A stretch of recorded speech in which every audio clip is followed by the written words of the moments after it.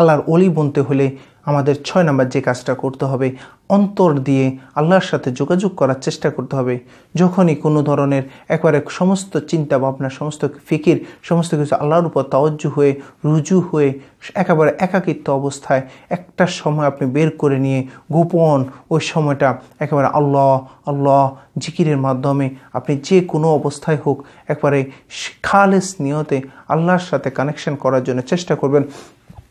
যে সময় আপনার কাছে একেবারে কোনো পেরেশানি না থাকে, যখন কোনো আপনার কাছে কোনো টেনশন না থাকে, শুধু আপনি আপনার মালিক এইভাবে করে যে কোনো অবস্থায় উজু করে একটা জায়গায় বসে গিয়ে অথবা কোনো একটা জায়গায় দাঁড়িয়ে আপনার কাছে যে প্লেসটা ভালো লাগে একেবারে নির্জন মনে হয় ওই জায়গায় গিয়ে আপনি কি করবেন, খালেস নিয়তে আল্লাহর সাথে কানেকশন করার চেষ্টা করবেন, আল্লাহর সাথে নিজের অন্তরটাকে যোগাযোগ করার চেষ্টা করবেন। দেখবেন আপনাকে আল্লাহর পাক আল্লাহর ওলি বানিয়ে দিবে। এই যোগাযোগটা হচ্ছে সবচেয়ে, যখন আপনি ইবাদত বন্দেগীগুলোর মধ্যে বেশি থেকে বেশি কাটাবেন তখন এই যোগাযোগটা সহজে হয়ে যাবে। তখন কেন যেন মনে হবে যে আপনি আর আপনার মালিক, আপনি যে কাজটা করতেছেন, যে কথাগুলো বলতেছেন যেন আপনার কুদরতি, আপনার আল্লাহ পাক এই কথাটা বলতেছেন, আপনি যে জিনিসটা ধরতেছেন যেন আল্লাহ পাক কেন যেন এই জিনিসটা ধরতেছে কুদরতি হাত দিয়ে। এইভাবে করে আপনি সমস্ত কিছু খালেস নিয়ত আল্লাহর সাথে কানেকশন করার চেষ্টা করেন।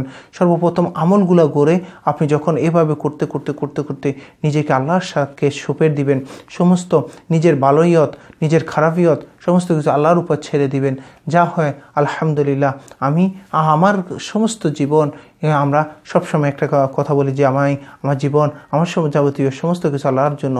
তো ওইভাবে সুপে দিতে যদি পারেন এবং আল্লাহর সাথে কানেকশন করতে পারেন, ইনশাআল্লাহ আল্লাহ পাক আপনাকে আল্লাহর ওলি বানিয়ে কবরে নেবে। এই ক্ষেত্রে সবচেয়ে ইবাদত বন্দিগুলা, ফরজ ইবাদতের পাশাপাশি যে নফল ইবাদতগুলা কথা বলেছি, ওই নফল ইবাদতগুলা বেশি থেকে বেশি যখন করবেন তখন আপনার অন্তরটা একেবারে সম্পূর্ণ আল্লাহর উপর তাওয়াজ্জু হয়ে যাবে। ভালো খারাপ সমস্ত কিছু আল্লাহর উপর তাওয়াজ্জু হয়ে যাবে।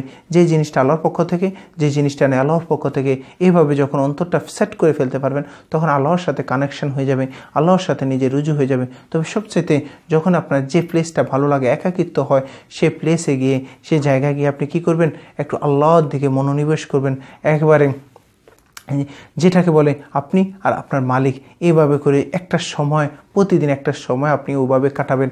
দেখবেন আস্তে আস্তে আস্তে আস্তে আস্তে আস্তে আল্লাহর সাথে কানেকশন হয়ে যাবে, আল্লাহর সাথে আপনার রুজু হয়ে যাবে, আল্লাহর সাথে আল্লাহর আপনি এভাবে করে দিলের কানেকশন হয়ে যাবে। এই জন্য আমরা এই আমলটা করার চেষ্টা করবো। এটা হচ্ছে অনেকটা বেশি কঠিন, সবচাইতে হচ্ছে ফরজ ইবাদত এবং নফল ইবাদত সবগুলো যখন কমপ্লিট করে এভাবে করে তারপরে এই আমলটা করার চেষ্টা করবেন। না একবারে ফার্স্ট স্টার্ট যদি আপনি এই আমলটা করেন আপনি কিছুই বুঝবেন না, কিছুই হবে না। এই জন্য আল্লাহর ওলি বনতে হইলে আপনাকে কী করতে হবে, 6 নম্বর যে কাজটা করতে হবে, আল্লাহর সাথে আপনার অন্তরে কানেকশন করতে হবে।